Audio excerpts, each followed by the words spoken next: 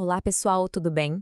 Olha, sabe aquela imagem que ficou meio famosa de homens batucando no meio da floresta, meio que procurando alguma coisa que se perdeu?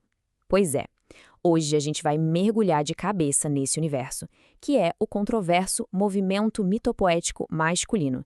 E o nosso guia vai ser uma fonte muito, mas muito especial. Uma dissertação de mestrado, lá de 1997, de um pesquisador que não só estudou o movimento, ele viveu o movimento por dentro.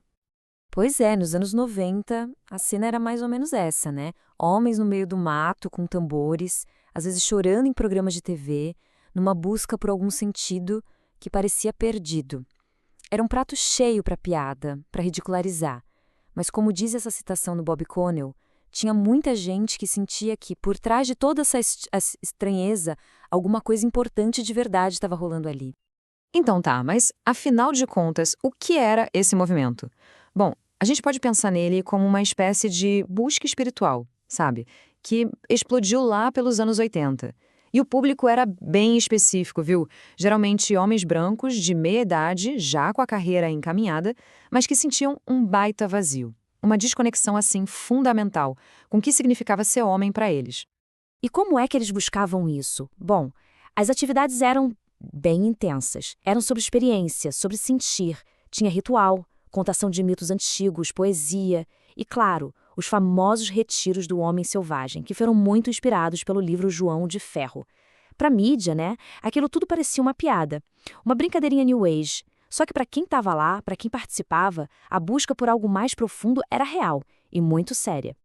Só que olha só, o pé atrás não vinha só da mídia, não. Lá no mundo acadêmico, o movimento virou o centro de um debate, e um debate bem quente. E é exatamente aqui que a nossa história começa a ficar complexa de verdade. A gente sai daquela caricatura do homem batucando e entra num embate de ideias bem profundo. E essa tensão toda fica muito clara aqui. Basicamente, a gente tem dois lados. De um, os participantes que diziam, olha, a gente só quer curar nossas feridas, redescobrir uma masculinidade que seja mais autêntica, e do outro lado viam os críticos, em grande parte acadêmicos, feministas e pró-feministas, dizendo, não, isso aí é só uma tentativa de criar um patriarcado com uma cara mais amigável, mais gentil, mas sem, de fato, largar o osso do poder. E as críticas, gente, não eram leves, eram bem pesadas. Primeiro, acusavam o movimento de essencialismo, que é aquela ideia de que existe uma essência do homem que não muda, sabe, que é fixa. Também diziam que era um jeito de culpar as mulheres pelos problemas dos homens, passando um pano para a estrutura do patriarcado. E uma das críticas mais sérias, talvez, era sobre a apropriação cultural, principalmente de rituais de povos nativo-americanos. No fim das contas, para esses críticos, o movimento todo parecia uma fuga da responsabilidade social. Mas é aí que a nossa história dá uma virada, por causa da nossa fonte. A tese do Tim Ian Oleverson, porque ele não era só um pesquisador olhando de fora, sabe? Com essa frase, esta é a minha história, ele se coloca dentro da coisa, ele se assume como um participante. A pesquisa acadêmica dele acabou se tornando uma jornada pessoal, e uma jornada que o transformou profundamente. O método que ele usou se chama antropologia experiencial.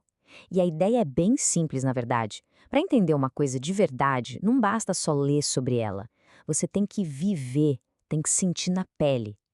E essa abordagem colocou ele num lugar totalmente diferente dos críticos, né? Porque os críticos analisavam os livros, as ideias, mas de longe, sem nunca ter participado de um ritual, sem nunca ter sentado num círculo de homens daqueles. E qual foi a primeira grande sacada dele, olhando tudo aquilo de dentro para fora? Foi perceber que o objetivo central do movimento não era político. A ideia não era sair por aí mudando a sociedade.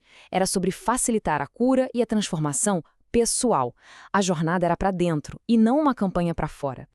E esse caminho para a cura, segundo ele, tinha dois passos bem claros. O primeiro era reconhecer a ferida. Ou seja, admitir aquela dor, muitas vezes vinda lá da infância, que ainda estava ali, sabe? Influenciando a vida adulta. O segundo passo era buscar a totalidade. E o que isso quer dizer? Basicamente, abraçar todas as partes de si mesmo, até aquelas que a gente costuma esconder debaixo do tapete, para se tornar uma pessoa mais inteira. A filosofia por trás era bem direta. Primeiro a gente se cura por dentro, para depois poder contribuir de forma positiva com o mundo lá fora. Ok, mas como? Na prática, eles chegavam nessa cura. O Oliverson identificou duas ferramentas que eram o coração da experiência mitopoética: o uso de rituais e o trabalho com o que eles chamavam de arquétipos. E um conceito-chave que eles usavam muito era o da sombra, que vem lá do psicólogo Carl Jung. Pensa na sombra como tudo aquilo que a gente não gosta na gente mesmo e empurra para um cantinho escuro da mente. O objetivo do trabalho não era se livrar dessa sombra, de jeito nenhum. Era o contrário, era integrar essa parte, mas de um jeito seguro. E o ritual era exatamente esse lugar seguro, um espaço para deixar a sombra sair para brincar um pouco, para poder olhar para ela e entender o que ela queria dizer. E aqui a gente vê uma espécie de mapa simbólico que guiava boa parte desse trabalho. É um modelo de 4 quadrantes que, vale dizer, tem uma inspiração muito forte em tradições de povos nativo-americanos e era a base de muita coisa ali. Cada direção cardial representava um arquétipo: o rei, o guerreiro, o mago e o amante. E o mais interessante, cada um desses arquétipos tinha uma emoção que servia como uma porta de entrada. Por exemplo, para acessar a energia do guerreiro era preciso trabalhar a raiva. Para o amante era o luto. E por aí vai. E o ponto principal aqui, o pulo do gato, era que não era só para ficar falando sobre esses arquétipos, sabe? Não era uma aula teórica. O objetivo era sentir no corpo. Era incorporar de verdade a energia do guerreiro, a sabedoria do rei, a vulnerabilidade do amante. Era uma experiência física, antes de mais nada. Para explicar como essa transformação acontecia, a tese até propõe um modelo bem interessante: metáfora, vibração, forma. Pensa assim. Tudo começava com a metáfora, que é a ideia, o conceito do arquétipo, tipo a ideia do guerreiro. Depois, no ritual vem a vibração, a experiência física, emocional, de sentir aquela energia no corpo. E por fim, isso tudo se transformava em forma, ou seja, em uma mudança real, visível, no jeito da pessoa agindo dia a dia. E isso tudo nos leva de volta para a jornada pessoal do próprio autor, do Olaveson. Ele não estava imune a esse processo de jeito nenhum. Ele mesmo confessa no texto que a pesquisa o obrigou a encarar as próprias feridas, feridas bem profundas. Isso acabou validando para ele a intensidade e a seriedade daquele trabalho todo que ele estava observando. No fim, a pesquisa acadêmica e a cura pessoal dele viraram uma coisa só.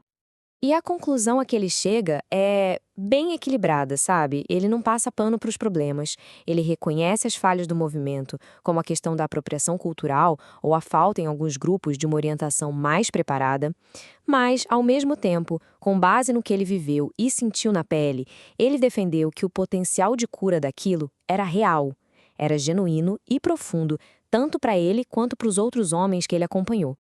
E tudo isso acaba deixando a gente com uma pergunta, uma reflexão que vai muito além dos anos 90, né? Porque, se a gente parar para pensar, talvez o movimento mitopoético tenha sido só uma resposta para uma necessidade que é fundamentalmente humana. Num mundo onde tantos rituais de passagem, rituais tradicionais, se perderam, como é que as pessoas hoje encontram um significado? Como encontram um senso de identidade, de comunidade? Onde é que essa busca está acontecendo agora? Bom, toda essa nossa conversa de hoje foi baseada na dissertação de mestrado do Tim Ian Olaveson, que ele defendeu em 1997 lá na Carleton University. É um trabalho fascinante que convida a gente a olhar para além da caricatura, sabe? E a tentar entender um pouco mais sobre essa busca tão complexa do ser humano por cura e por significado. Pessoal, muito obrigada pela companhia e até a próxima!